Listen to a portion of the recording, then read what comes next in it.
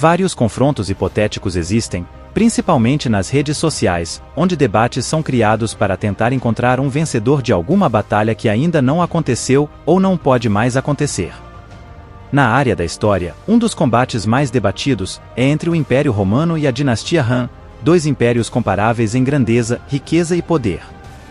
O Império Romano dominava grande parte do mundo ocidental, enquanto a dinastia Han dominava grande parte da China moderna. Roma influenciou e ainda influencia o Ocidente, em minha opinião, até mais do que a dinastia Han influencia o Oriente. Ambos os impérios foram muito semelhantes em extensão territorial, população, tecnologia, influência, riqueza e poder militar.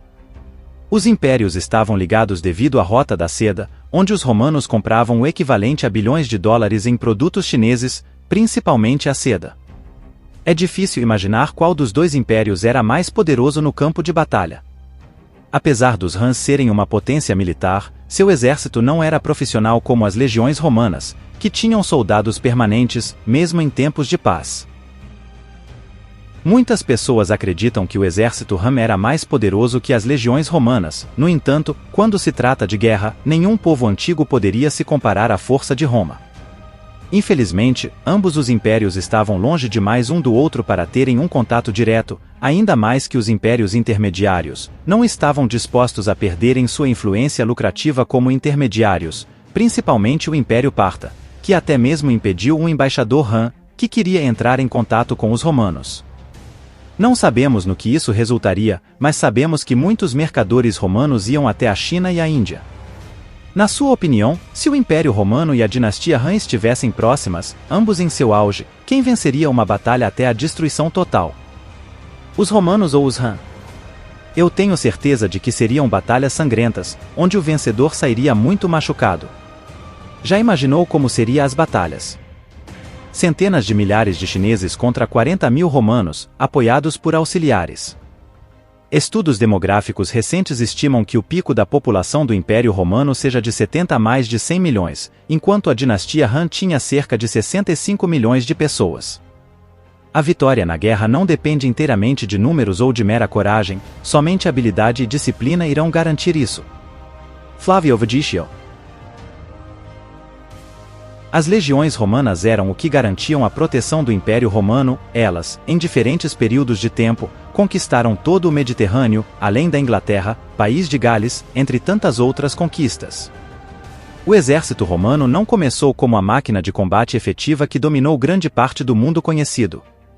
Começou como um exército parcial, com os agricultores a regressar aos seus campos após uma rápida campanha de verão. Depois, transformou-se numa organização profissional, uma vez que os proprietários de terras romanos já não estavam dispostos a passar longos períodos a lutar longe de casa. O grande general e cônsul, Caio Mário, é considerado o maior responsável pela mudança do exército romano para a sua forma profissional. Um legionário romano funciona como a infantaria pesada do exército, completamente bem armada e blindada pelo Estado. Os legionários vêm de diversas origens, desde camponeses sem terra que queriam ganhar riquezas, até jovens aristocratas que queriam subir na hierarquia da elite romana. Bem armadas e altamente treinadas, as legiões eram conhecedoras de todas as formas de combate, desde corpo a corpo até à distância. Eles normalmente estavam armados com um pilo, um dardo de 1,2 metros com uma ponta de metal de 60 centímetros de comprimento, tão fina que podia penetrar escudos e armaduras. Quando lançado em arco, tinha um alcance de mais de 30 metros. O que tornava o pilo uma arma tão mortal era sua ponta, que furava os escudos. Isso dificultou a retirada do inimigo para que não pudesse usá-lo contra os romanos, além de forçar o inimigo a descartar seus escudos. Ainda se discute quantos pilo um legionário romano tinha, com Políbio e Vegécio afirmando que carregavam 2. Outra arma que o soldado romano tinha era o seu gládio, uma espada reta de 2 gumes que era usada em conjunto com um escudo. A lâmina plana e reta permitiu que ele passasse pelas aberturas durante intenso combate escudo a escudo.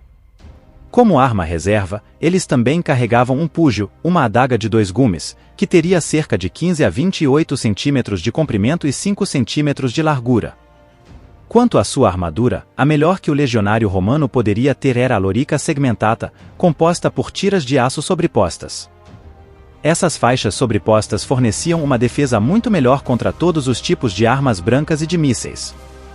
A armadura era complementada por um galha, um capacete de aço. O escudo também protegeu a legião e foi fundamental em suas formações. Composto por 3 camadas de madeira, lona e couro, com uma saliência de aço no centro, protegia quase inteiramente o soldado romano com seu grande formato retangular. Primeiro organize-se e depois organize os outros. Os sábios vencem antes de lutar, enquanto os ignorantes lutam para vencer. Aqueles que são hábeis em combate não ficam irritados, aqueles que são hábeis em vencer não ficam com medo. Zhuge Liang. A dinastia Han foi a segunda dinastia imperial, precedida pela intensa dinastia Qin e sucedida pelo fraturado período dos 3 reinos. Durante a dinastia imperial, a China expandiu seu território e comércio, e o confucionismo, o taoísmo e o budismo se desenvolveram. Foi dividido em 3 períodos. O Han Ocidental, de 206 a.C. a 9 d.C., a dinastia Qin, de 9 a 23, e o Han Oriental, de 25 a 220 d.C. Ao longo de suas diferentes fases, o exército Han evoluiu à medida que enfrentava diferentes ameaças. Como todos os homens com idades entre 25 e 60 anos eram obrigados a servir 2 anos no exército. Os Han, entretanto, tornaram-se famosos na história por suas grandes inovações na guerra. A tecnologia aprimorada na produção de ferro proporcionou ao exército Han armas e escudos de melhor qualidade e espadas mais longas para combater melhor o inimigo a uma distância mais segura. As bestas eram uma arma favorita, assim como nas dinastias anteriores. As pipas eram usadas para enviar mensagens de uma parte do exército para outra. Essas inovações ajudaram a pavimentar o caminho para a expansão da dinastia Han. No início da dinastia Han, todo plebeu do sexo masculino com 23 anos estava sujeito ao recrutamento militar. A idade mínima para o alistamento militar foi reduzida para 20 anos após o reinado do imperador Zhao. Esses recrutas foram formados em tuveifus, que eram como batalhões, e passaram por 1 ano de treinamento e 1 ano de serviço como soldados não profissionais. Durante o Han Oriental, o recrutamento poderia ser evitado se pagasse um imposto comutável. A corte Han Oriental favoreceu o recrutamento de um exército voluntário. Durante os tempos de guerra, o exército voluntário foi aumentado e uma milícia muito maior foi criada em todo o país como um complemento conhecido como Ouquan. Condenados anistiados chamados Chixin também foram usados. Cada soldado de infantaria da dinastia Han estava armado com armas diferentes, mas principalmente a lança e a espada. Shangzu, ou alabardas que tinham 2 lâminas e uma ponta, especificamente uma adaga e uma lança. Eles também estavam armados com uma espada Unshudo, que era uma lâmina reta de um único gume com 3 pés de comprimento e tinha um anel no cabo com uma corda amarrada na cintura, para evitar que o guerreiro fosse desarmado.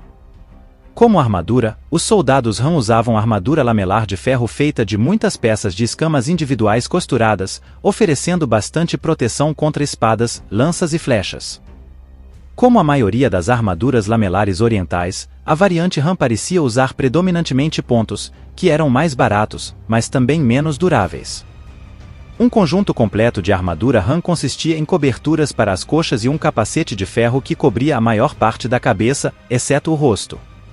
Os soldados de infantaria também estavam armados com escudos que usam em conjunto com suas armas brancas.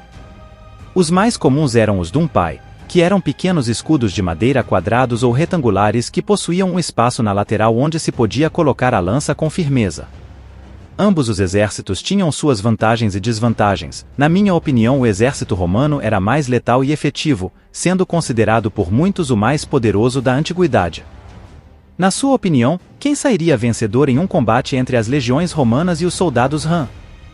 Muito obrigado a todos vocês que assistiram até aqui, espero que tenham gostado. Se gostou, deixe seu like e compartilhe com o máximo de pessoas que puder, e não esqueça de nos seguir no Instagram. Conto com vocês, fiquem com Deus e até o próximo vídeo.